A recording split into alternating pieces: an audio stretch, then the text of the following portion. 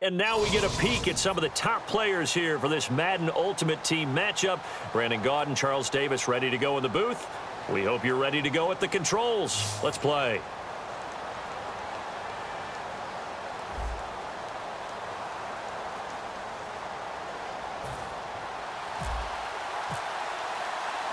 Two teams on opposite ends of the Sunshine State. The Jags and Dolphins are underway. To return, this now Jacoby Jones. And he'll get across the 20 before he's brought down at about the 23-yard line.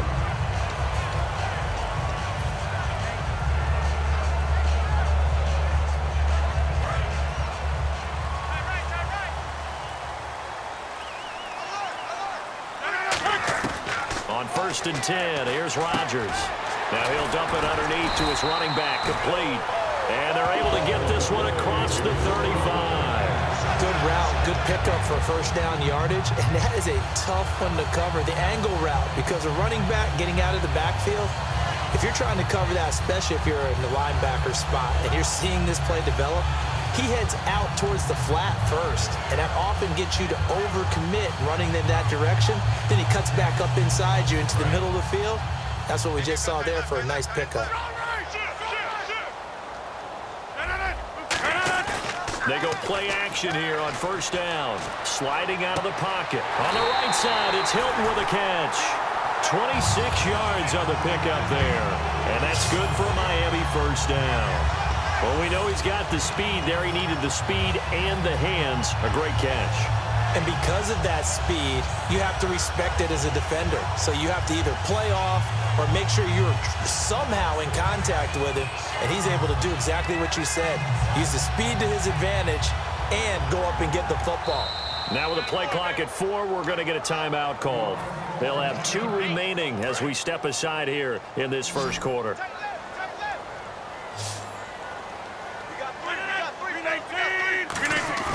Now a play fake here on first down. He's got time in the pocket. Looking for Cooks, and it's intercepted. Picked off by the longtime Raider, Willie Brown. And he's going to return it to the 21-yard line. Certainly not how they envisioned ending their opening drive here in the first quarter. Too many ones in this play. First quarter, first drive, first interception thrown. And that last one, that hurts.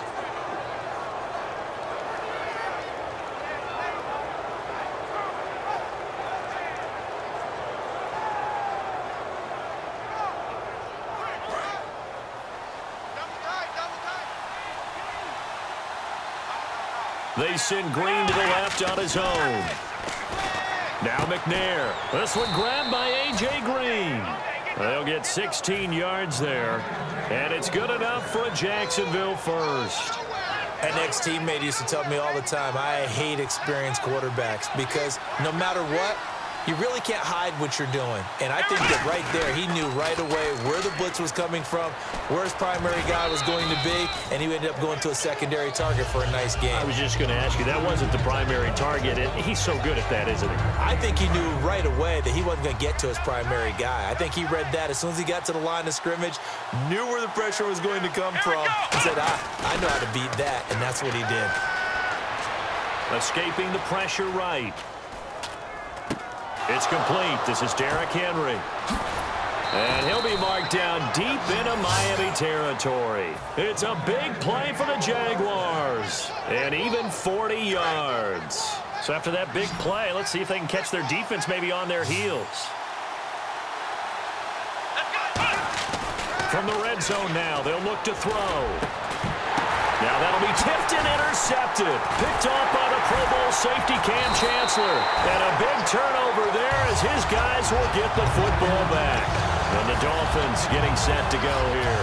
And in enemy territory last time through the interception. We'll see what they do on this drive. Can't wait to see how it alters what they decide to do in play calling. Do they continue to throw the ball? Do they want to lean more on the running game? It'll be an interesting sequence of plays that they've got coming up. Does it often affect the play calling with the interception? How much does that change what you do? I think it does depending on why the interception was thrown. Sometimes it's just a matter of the defense made a great play, so you continue to come back. But if it's on you, if the offense just doesn't have the confidence, if they're a little bit shaky, maybe try and take the pressure off and run the ball a little bit. No, he almost had it. Already with one interception, just missing his second there. Well, he just threw an interception last drive, nearly another pick. And things aren't very even right now, are they? It's a little bit sloppy out there, isn't it? It's kind of the difference between driving on those paved roads and those country roads that have those potholes in them, isn't it? That's the way this game's going right now. A lot of bouncy bounce to it. You spent some time on some Tennessee country roads. I certainly have. Plenty of family back there. God love them.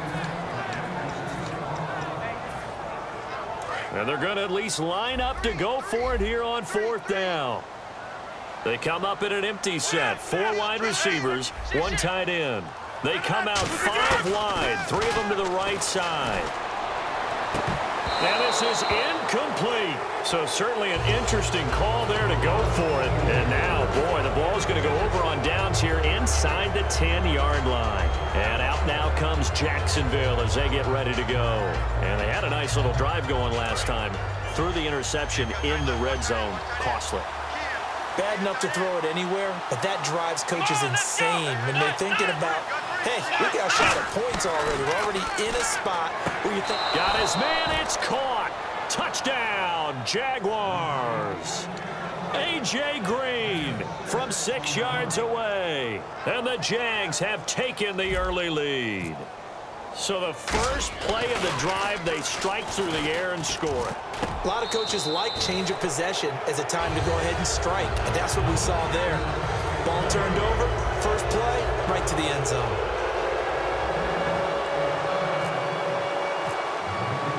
Tucker now to kick it away following the touchdown.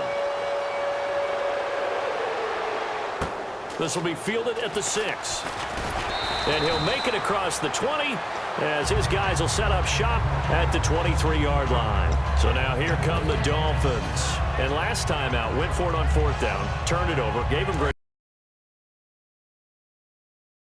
field position, turned into 6 points, so they've got to recover here, Charles. It's amazing what one decision can do in the chain of events, right?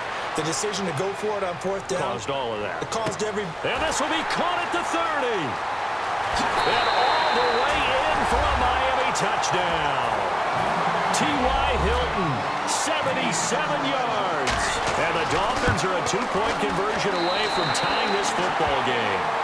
And that is how you retaliate after getting scored on one play, big pass downfield, and you hit the end zone. Almost feels like 2 boxers just throwing haymakers at each other, doesn't it? One connects with a big one, the other comes right back. Okay, I'll show you. And they attacked right back on the first play of the drive and hit them big. And out now comes Jacksonville as they get ready to go. And they were able to punch it in the end zone last time. They'll be looking to do that again here for the defense. Obviously, they'll be looking to stop them from punching it back in the end zone. It always is punch-counter-punch, isn't it? And which team has the advantage? Well, let's just go back. Last time on offense, they rolled downfield, got into a good rhythm. You can see a little more bounce in and out of the huddle. You can see the sideline really get into the game. So defensively, you're thinking to yourself, how do we take that away from them? How do we get the advantage back? Let's see what they come up with. I think pressure is always the first way to go. You love pressure. I love it. We'll see if they dial it up this drive. Dolphins bring on an extra defensive back on 3rd down. Play action. It's McNair. Surveying the field. And he can't get rid of it. He's taken down. So 4th and 15, but the offense is staying out there to go for it. Alongside the former defensive back Charles Davis, I'm Brandon Gaudin. It's Jaguar football as we begin quarter number 2, but likely not for long as they're in punt formation to kick it away. So they're going to come to the line here, and it appears try to go for it on 4th.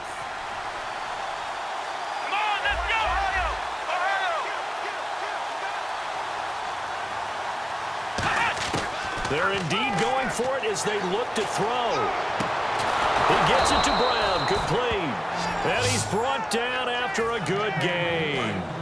A good grab there by the former Central Michigan man, Antonio Brown. And he ate up some real estate on the catch too, didn't he?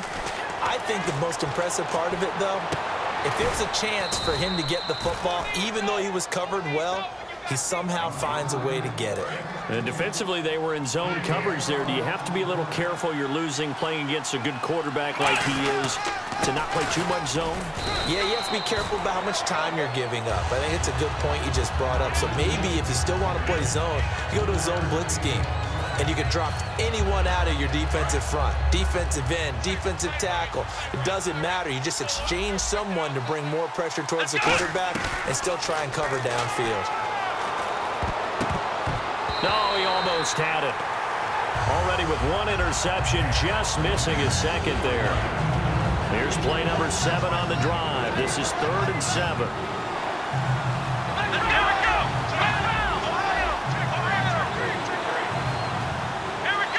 In motion right comes Green.